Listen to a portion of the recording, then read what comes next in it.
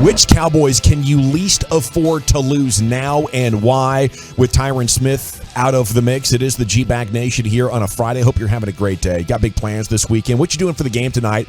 Let us know on the truckwreck.com fan text. Let's have a little bit of fun there, Wolchuk. Now, obviously, tops on the list is Dak, right? Nobody's going to suggest somebody else. Yeah, I think that's a guarantee. Your top 10 in the league quarterback is going to be the guy you can least afford to lose, no question. Now, after that, for me, like your path to victory right now is the off chance that you have a chance to create a little bit of balance on your offense. So number 2 on the list goes to Zack Martin for me. Ooh, okay. I thought we were all going to be in agreement here with Micah Parsons. No, I agree with Zack Martin. Really? Yes. I feel like the defense, for as good as it is, will just come crumbling down without Micah Parsons. See, I disagree. I think that they're better equipped to handle a Parsons injury. I think there's more talent, and I think the Anthony Barr signing helps them weather the storm. Now, obviously, if you lose Micah for an extended period of time, he's your best player. It's going to be crushing here. Like everybody we're going to list, it's a big loss. But if you lose Zack Martin along your offensive line, you are completely bleeped. He's the only guy you feel good about right now. I need the textures to just rail against Dawson and Wolchuk right now for going Martin over our beloved Micah. Micah's number 1 at all times. There's just more talent on that defensive side of the football right now. Yeah, but there's so much talent in that body of Micah's. Yeah, there is. Too much talent. Too much talent to be on the sidelines. You can't weather the storm of a Martin loss, man. There's nothing you can do. Yeah, no, Connor McGovern, bro. Parsons is He's already starting. We'll play with 4 linemen. He's already starting for you. I think you still have a solid defense without Micah Parsons. He just transforms you into potentially great in any given game. Yeah, so then you go from probably like at best an average offense and then at best an average defense without Micah Parsons. It's very close. Okay, so whatever the case, Micah and Zack go 2-3 on this list, right?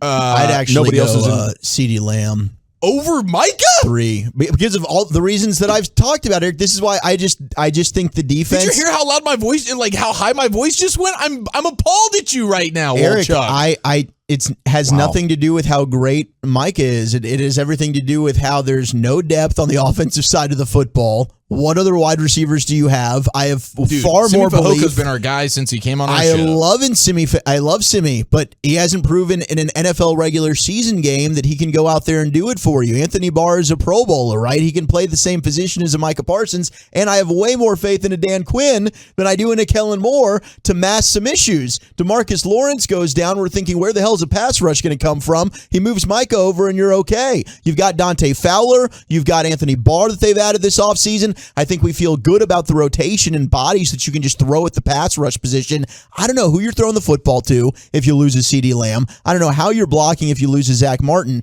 Micah's the best player on the team, but I just think they have more options to fill that role if you have to lose him for a game or two versus what the hell are you going to do if you lose a Martin or a Lamb? They're hanging on by the skin of their teeth to a decent offense, and any one of these losses could completely make it brutal, like 12 points per game until they come back. Well, then it sounds like we need to put all 5 linemen ahead of Micah Parsons. So we need to put Biadasz ahead of Parsons. We need to put McGovern and Farniok in these schmucks. The other way of looking at it is Martin might not be that important because your offensive line is already butt. Thank you. You know, they say with offensive lines, you're only as good as your weakest link. The Cowboys have 4 weak links on the offensive line right now, no matter how you stack it up. Mm-hmm. So there are so many ways to attack and so many weak points in your run game that I don't know if Zack Martin as a captain of your offensive line can create any sort of positivity out of that. He's a lone soldier. I don't know. Maybe you want to retain your defensive greatness because right now with the defense stacked the way it is, they were number 2 in the entire NFL and some pretty impressive analytics last year. That's where I'm at. Yeah. That's where I'm at right now, man. At least you have a chance to win with defense in an ugly offense. Top 10 player in the sport. Yeah, 100%. His name's Micah Parsons. Right. I need him. But you have more talent on the defensive side of the football. You could withstand it okay and be a decent defense. Yeah. I don't know. I could see it both ways. Now, after this collection of guys, okay, so you have Parsons at 4, right? You do have Parsons at 4. No, he's going to say Terrence Steele. Okay, right. He's going to say Joe Philbin. And then at 5 is No, what? Philbin shouldn't even be coaching right now. Is our let's buddy be honest. Trayvon Diggs number 5? Number 5 for me. Ooh, I don't know if it would be Diggs. Yeah, it'd probably be Diggs. I think it would be because I don't know. Like, I'm not loving what you've seen from Kelvin Joseph. Nashawn Wright, I think, had a good training camp, but he hasn't looked great in the preseason games. Deron Bland has looked good though. Well, your other candidates I think would be Tank, Gallup. Sure. Well, yeah. I mean, you can put Gallup. I mean, they're not going to have Gallup, but I'm a little. I mean, if you lose, I like Jake Ferguson, and I know that we point the finger and laugh at Dalton Schultz a lot, but I think all of us come away from these practices thinking Dalton Schultz is going to catch 100 balls this year. Oh yeah, So like this offense is going to be greatly impacted And then go if you get don't paid from have a somebody Dalton else. Schultz. Right, 100%. I don't want to pay Dalton Schultz $15 million. Doesn't change the fact that he's a good player and has a massive role within this offense. What if they're holding part of this $22 million?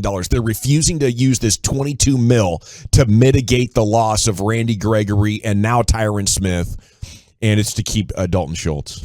How amazing would that be next offseason? There's no gosh. way, right? Don't you They're dare not even playing with say our that. heartstrings Couldn't like replace that. Tyron, got to keep Schultz. Got to keep Schultzy. Wouldn't be prudent. I will say in regards to the Tank thing, didn't we kind of learn last year, like even without Tank, they still had a pretty damn dominant defense? Yeah. So that's why he's a little bit down lower on my list. I had Micah after Dak, of course. I have Micah at 1, and then I had Martin at 2. Then I went to CeeDee Lamb, and then you start getting into, like, to me, like Pollard, I think, is a very important element to this offense because you lose Pollard, you don't have, I guess CeeDee Lamb still has that in him, but like you don't really have much home run explosive threats. And that's what I'm really worried about with the Tyron Smith injury now and the lack of dynamic playmakers. You're not going to have near the time to get those big, deep, explosive plays that you would like, and you don't really have the players for it either. Like if you lose Pollard, Unless you think this Turpin guy is about to come off of special teams and make an imprint on your offense, probably not. I think they need to get the ball to Pollard a lot. Like he and CD need to save the day with the run after catch. But also,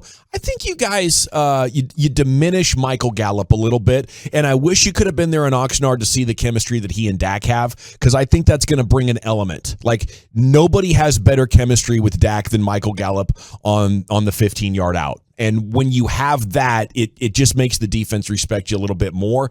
And for some reason, Dak has an ability to find him in traffic that he doesn't have, I think, with any of the other wide receivers that he's had.